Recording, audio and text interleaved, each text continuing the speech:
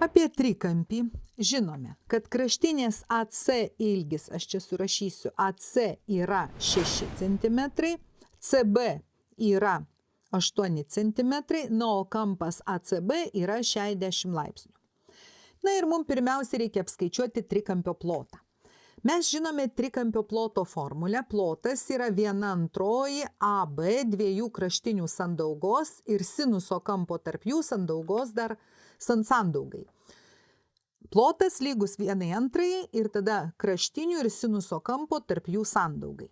Tai galime apskaičiuoti plotą pagal šitą formulę. 1/2 6 × 8 × sinus 60 laipsnių. Lygu 1/2 6 × 8 × šaknis iš 3 dalinta iš 2. Apskaičiuoju ir gaunu 8 pasidalina iš 4, va čia iš 2 × 2 iš 4 gaunam 2, 6 × 2 12, 12 šaknų iš 3. Taigi, mūsų plotas yra 12 šaknų iš 3. Čia yra pilno sprendimo uždavinys, jums reikėtų suvesti visą sprendimą, aš įrašau į langelį tik atsakymą, todėl kad vietos pas mane langelį yra labai mažai. Dabar reikia apskaičiuoti kraštinės AB ilgį. Taikysim kosinusų teoremą. AB kvadratu lygu AC kvadratu plus CB kvadratu minus 2 AC kart CB kart kosinus 60 laipsnių kampo. Štai iš to kampo, kuris mums yra žinomas. Taigi, AB kvadratu yra lygu, AC pas mus yra 6 kvadratu, plus CB yra 8 kvadratu, minus 2 kart 6 kart 8 kart kosinus 60 yra lygu 1/2.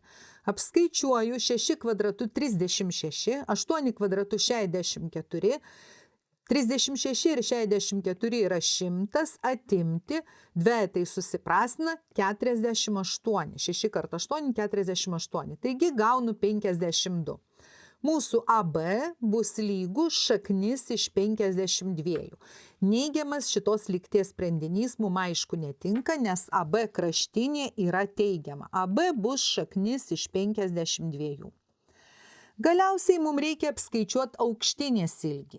Mes žinome dar vieną ploto formulę, kad plotas yra 1/2 pagrindo ir aukštinės sandaugai.